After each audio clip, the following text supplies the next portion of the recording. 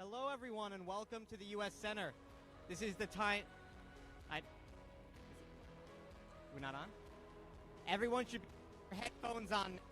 A lot better that way. Can you all hear me? Center, we have not only today, but for the rest of the week. So make sure that you follow us on Twitter. That's US_Center for updates. Also, if you're here in person, make sure you scan the QR code that you can see on some of the forms as well as on the schedule out front. You get the full schedule of event for the next 2 weeks here at COP26.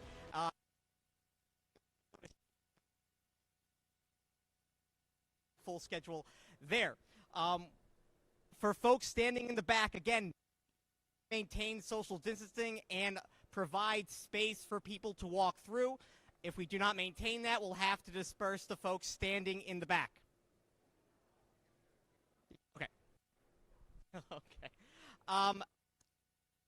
Is over. Please take your headphones and either leave them on your chairs or bring them over here standing so that we can wash for the next event. But without further ado, I'd like to event here at the U.S. Center here at COP26, launching the Decisive of climate action. Hurricanes are getting stronger, wildfires are spreading faster, sea levels are rising. Let's make no mistake, there is a climate crisis, and the United States is committed to acting now and acting together. Because the truth is, our world is more interconnected and interdependent than ever before. And the only way to combat this climate crisis is together. The climate crisis is an unprecedented global challenge. That also makes it a powerful opportunity for the world to work together like never before. The United States is committed to leading on this issue by building on our closest partnerships and creating lasting new ones. We're working with other countries to raise our climate ambitions during this critical decade for action. If we succeed, we will build a healthier, more secure, more equitable, and more sustainable global community and protect this magnificent planet that we share. It's simple.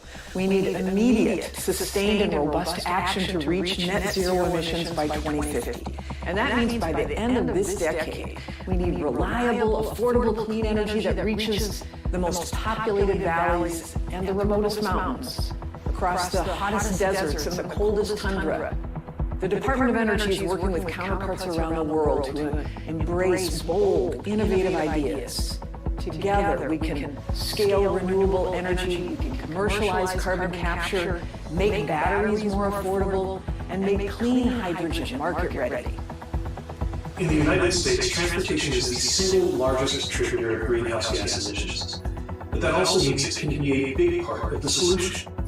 The Department of Transportation is positioning America to drive the future of electric vehicles. We're working toward an ambitious new target. By 2030, half of all new vehicles sold should be zero emission. We need every country, along with the private sector, to work together to create the transportation sector of tomorrow, from our waters to our roads to our skies. And this is just the beginning. We have an undeniable obligation to our children and future generations. The Department of the Interior is committed to protecting our lands, waters, and resources, to enacting ambitious climate policies to lift marginalized communities around the world. We have unleashed a whole-of-government response to tackle the climate crisis and will continue to push for conservation that restores balance to lands, animals, plants, waters, and all things that sustain life. The Department of Commerce is working hard to bolster technological innovation, a critical factor in achieving a net zero climate-resilient economy. Working together with the private sector, we can drive clean technology innovation forward. The economic benefits of bold climate action are enormous. They'll generate millions of good-paying jobs and better technology for communities around the world. The climate crisis is already impacting agriculture and aquaculture around the world and threatening global food security. With increasing numbers of storms, droughts, floods, heat waves, and devastating wildfires, We need to act now to protect our crops and the farmers and fishers who bring food to our table. The U.S. Department of Agriculture is committed to tackling this crisis head-on, and together we can build more sustainable and resilient food systems around the world. Climate change is here and hitting countries hard. The United States Agency for International Development helps countries develop drought-resistant seeds and resilient infrastructure to withstand a changing climate. We partner with the private sector to invest in green energy to cut global emissions, and we race to save lives after climate shocks occur. As our climate changes, America's commitment to helping those in need does not waver. The climate crisis knows no borders, and neither does the pollution that causes it. The Environmental Protection Agency is taking bold action to limit the pollutants that cause climate change, from vehicles to appliances, and we're just getting started. We have a long road ahead, but together we can create a healthier planet for people around the world. Generations from now, I believe that we will be able to look back on this moment as the moment when our world joined together to combat the climate crisis, to protect our planet, and to build a better future for all of us. Let's get to work.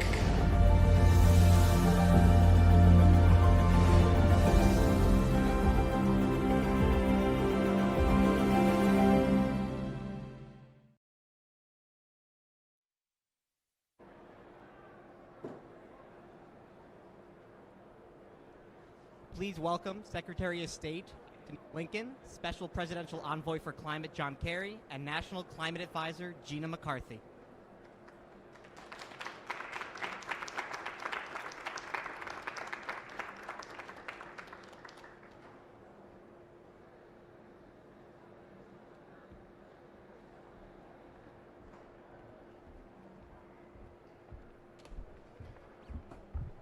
Good afternoon.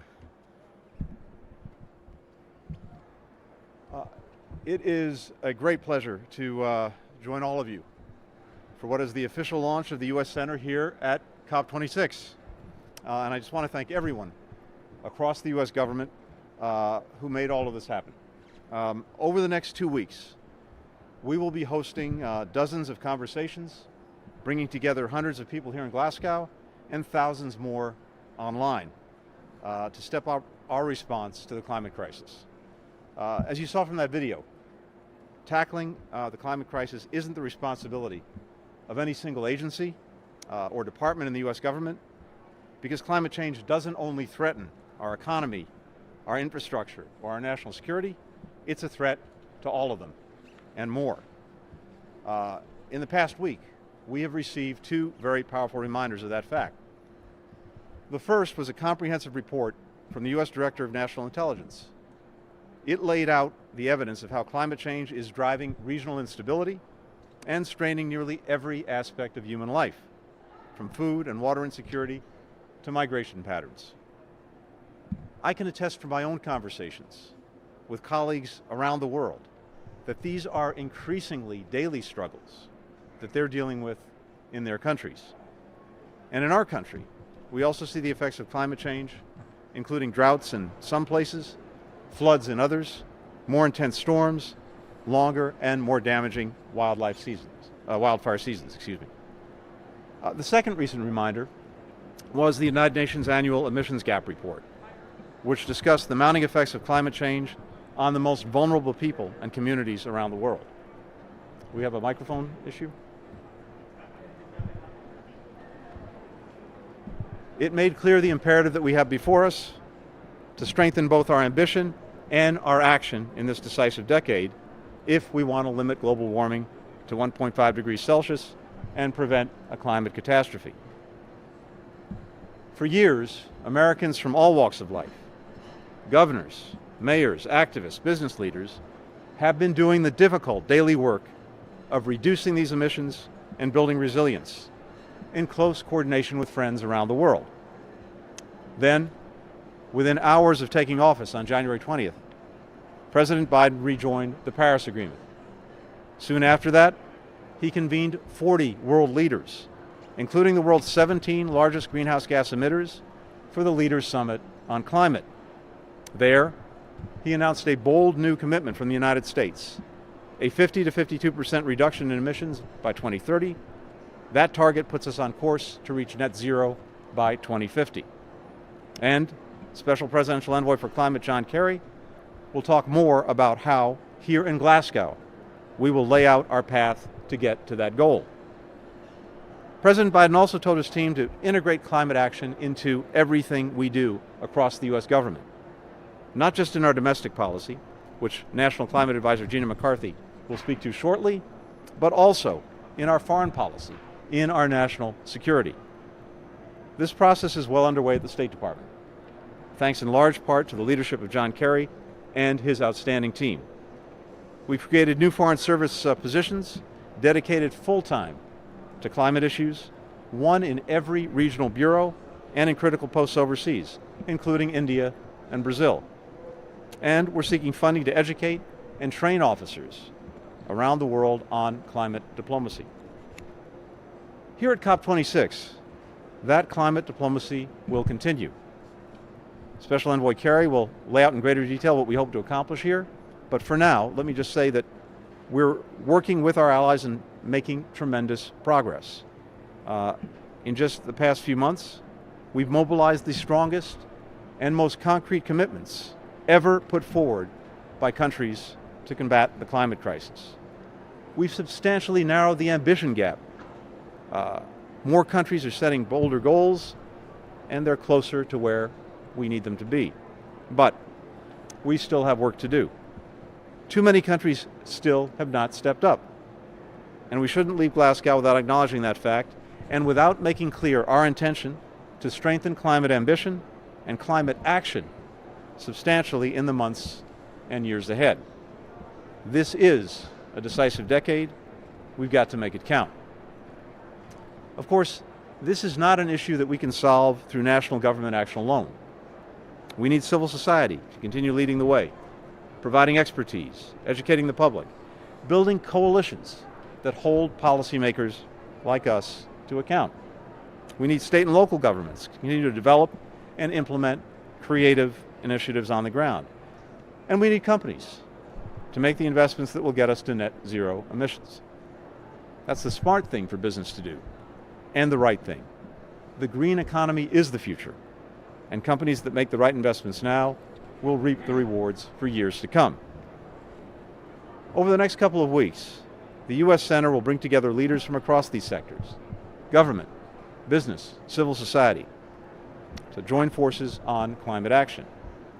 We'll address topics like the partnerships we're building to strengthen the resilience of vulnerable communities, the initiatives we launched to protect tropical forests, the efforts that we're making to make sure the transition to the clean energy future is rooted in equity, so it's not just the wealthy who benefit.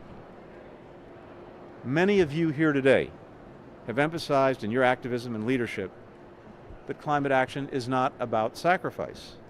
It's about opportunity. It's about innovation. It's about prosperity. It's about justice. And it's about building a future that we can all be proud of, and the future that our children and grandchildren deserve. So I'm very honored to be in this fight with all of you, to work together to build on our progress here in Scotland in the months and years ahead.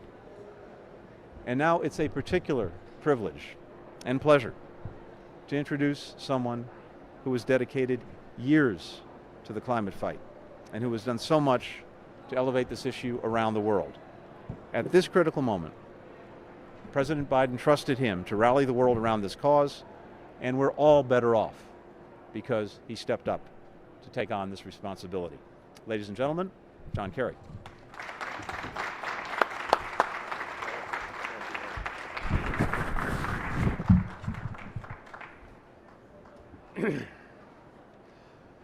Thank you, Secretary Blinken, for a very generous introduction. More importantly, thank you for a terrific partnership. You've been wonderful in the way in which you've put resources at our disposal. Excuse me, fresh off a plane. And I personally am deeply appreciative for our long relationship in the Senate, White House, State Department, and now. And thank you very, very much. I assure Secretary Blinken and all of you that when President Biden called me and asked me if I would take on this job, I really didn't have to hesitate to say yes, because I knew was coming to this job with greater resolve, greater ambition, greater commitment of resources than any president in history. And so it is a pleasure for me to work with an extraordinary team, which is all of government. Every member of the president's cabinet has been brought together by Gina McCarthy in a task force. No decision is permitted to be made according to the president's dictate unless we have considered all of the climate impacts and made our policy accordingly. I'm also very pleased that the United States is returning with a center at the COP. As you all know, the last time we had one was with President Obama, and we are all pleased that we are back and engaged in the way that the largest emitter, second largest emitter, largest economy should be prepared to be. President Biden is here. He's in the leaders meeting right now. He will be here through tomorrow night. We have a dozen cabinet members, agency heads who are going to be here. We have more than 50 members of Congress who will come and take part in their session here. Let me just share with all of you, personally, this is not my first COP, nor Gina's. I was in Rio in 1992 with Al Gore and a group of senators when we first tackled this issue, after we first learned from a scientist, Jim Hansen, 1988, what was happening. So this has been a journey from Rio to the first COP, Bonn, to Kyoto, to many other, Katowice, Copenhagen, Paris, now here. And one of the things that I've learned most deeply about COPs is that while we've made progress, it's not the words that are going to make the difference, it's the actions. It's the commitments that are subject to being followed through and measured and understood. And never before have we needed to put more measurement together and more transparency and more commitment than today. When President Biden came to office in January, there were precious few countries, I mean, on one hand, I believe, that had any kind of commitment close to 1.5. Now, after the President's summit that he held in April until today, we now have more than half of the G20 nations, largest economies in the world, committed to real plans that can achieve 1.5. But most excitingly, we've been joined in this effort. Japan, Canada, the EU, UK, South Korea, South Africa.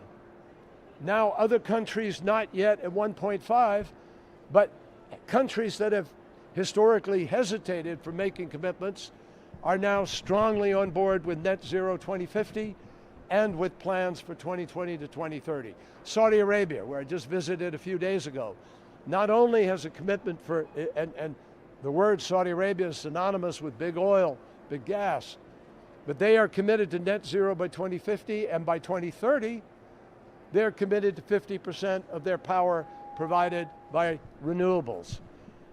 South Africa, 1.5 degree commitment, ready to shut down coal plants, providing we and others provide the technology and the finance to be able to make the transition. So this is doable, providing we continue to raise the ambition here. The science, why are we doing this? We're doing this for the simple reason that the science and the scientists have made it clear, as a matter not of politics, not of ideology, not of some scatterbrain theory pulled out of the sky, but as a matter of mathematics and physics. We know what's happening. We know who's causing it, and we know what we must do to cure this problem. So that is the commitment President Biden has made, and that is what we are fully engaged in now. Dozens of nations are now joining in the methane pledge that we will describe more, I think, tomorrow. But that is a pledge requiring countries to begin to focus on methane, 20 to 80 times more destructive than CO2.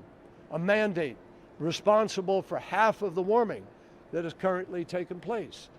So we also are deeply focused on other near-term goals, but we're also focused on the long-term strategy. Gina's going to talk about that in a little while. But President Biden just announced, and today we are formally submitting to the UN FCCC, and that is a companion to the NDC proposal the President has put in to achieve the 1.5 degrees. So, be clear about this. There are a group of nations that have altogether submitted 65% of global GDP is committed to achieve the 1.5 degrees. And obviously, if 65% is committed, our job is to try to bring the other 35% along. And your job is to help bring them along. So, our long-term strategy is just one of the initiatives. Here's what we hope, working in this center and around the entire COP over these next days, what we want to achieve. Number one, we want to raise ambition even further. We want to close the gap even further. We want to set down rules and understandings in the rule book of Paris, which is the other thing we want to do, is complete the rule book so we understand the transparency rules, we have clear market rules, and we are proceeding forward in a way that everybody understands. Second, we have to lay out the long-term road. We have to give people confidence that we're going to use this decade, which is the decade of decision and of action, in order to make everything else possible. Why? Because the scientists have made it clear. If you don't reduce enough between 2020 and 2030, you can't keep 1.5 degrees alive. And if you don't do enough between 2020 and 2030, you don't keep alive the prospect of net zero by 2050. That's just the reality. So that is what is guiding us here in Glasgow. In addition, the finance. No government in the world has enough money to be able to fuel this transition as rapidly as we need it. But the private sector does. And so we have been busy making the private sector our partners in this endeavor, which is absolutely essential. I'm pleased to say that the 6 largest banks in America have stood up and said, we will invest over the next 10 years a minimum, a floor of $4.16 trillion. Now we're beginning to talk about how we help these other nations make the transition. But we also need to find concessionary funds, funds that de-risk, funds that are blended with the multinational development banks in order to make this happen. So my friends, we know what we're trying to accomplish in these next 2 weeks. We know what we must accomplish in these next 2 weeks. And I am convinced that we have a terrific team, a great group of partners in these other nations that I mentioned, increasing ambition expressed by other countries. Just yesterday, who would have thought 6 months ago the G20 would sign off not only on 1.5 degrees, which they did, but on the termination of all financing for coal externally by the end of this year. So we've already made progress. Now we need to use these next 2 weeks to do the job that people in all of our countries around the world expect us to do. This is, as I said, the decisive decade. We could not, Secretary Blinken and I could not have a better partner. The President couldn't have a better advisor. A fighter from Massachusetts, I'm proud to say, but somebody who understands every intricacy of this issue, who led our Environmental Protection Agency, and who, like me, because of President Biden, has been willing to come back to rejoin this fight. Gina McCarthy.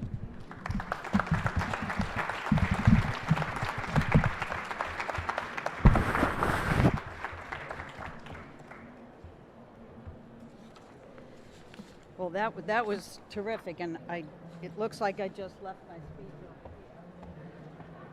In every other way, she's fully collected and ready to go. Yeah.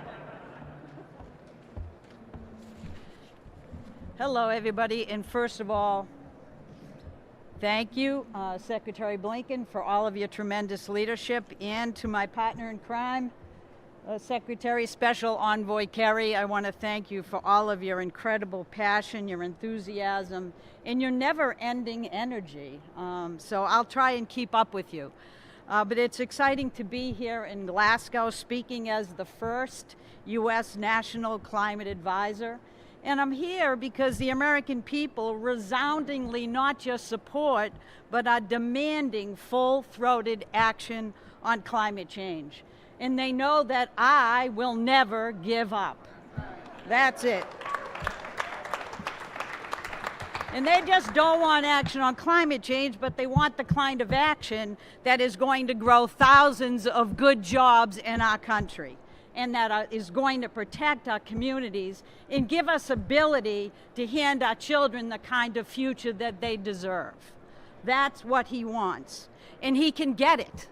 Because a year ago, November 2020, President Biden was elected with more votes than anyone in U.S. history. And he ran on a platform of taking bold climate action. So he has to do it. He wants to do it. He says he's going to do it, and we're going to get it done. That's what it is. And it's not just about clean energy economy. It's about advancing and delivering environmental justice. It's about time we invested in the communities that have been left behind, and that's exactly what we're doing. Listen, on day one, he wasted no time. President Biden rejoined the Paris Agreement day one. He restored U.S. climate leadership day one. And he reestablished our position that we were going to tackle climate change, not just at home and abroad, which is why we are here today. And now in Glasgow, he's renewing his commitment for swift and decisive action, including his Build Back Better framework, and that better be an applause line. Because if you can't get applause with $550 billion, then what's the matter with us? This is what commitment looks like. This is the largest investment to combat climate change in our history by tenfold. And it's going to let us reduce emissions well over a gigaton. And for all of those whispering, so how much is that? I'll tell you, that's 1 billion tons. 1 billion metric tons of greenhouse gas emissions will actually be reduced in 2030 alone. We are talking about a big chunk of change here.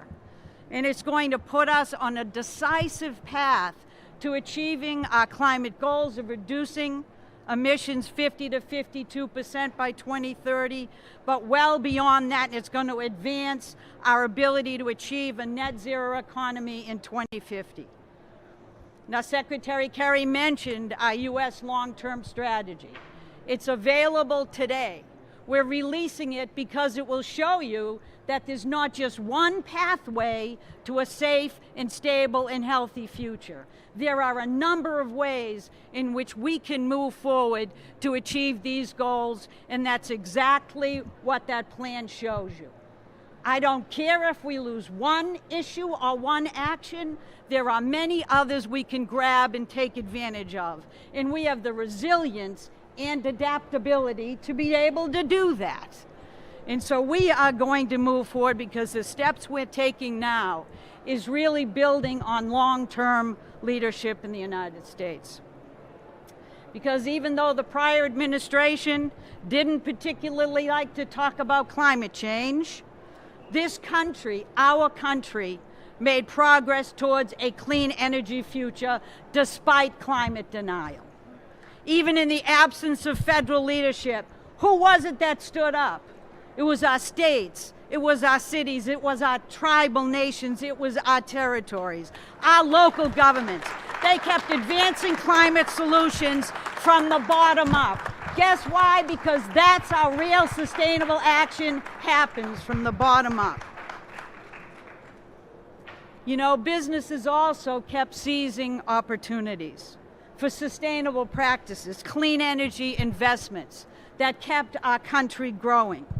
Our innovators kept making breakthroughs so that we could dramatically reduce the cost of technologies like wind, even offshore wind now.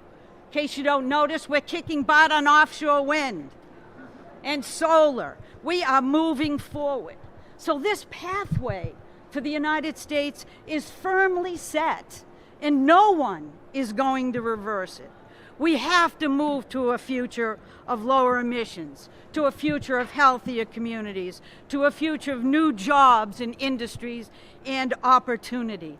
We have to build a clean energy future, because that's how the United States is going to win the 21st century economy.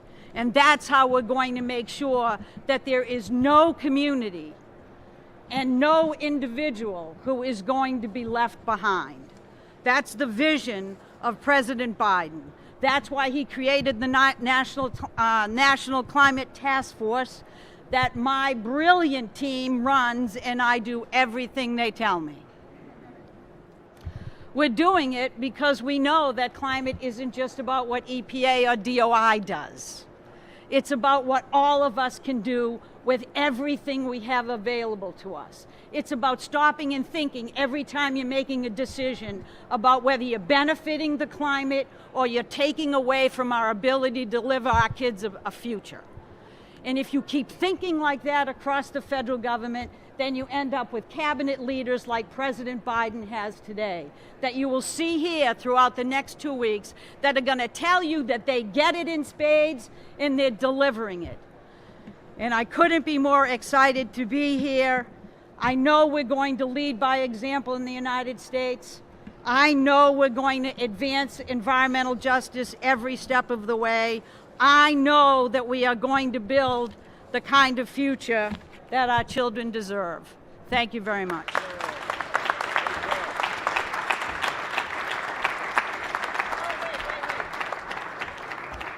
Oh my God, senility is setting in. What I wanted to also say is I was indicating the tremendous leadership at state and local governments.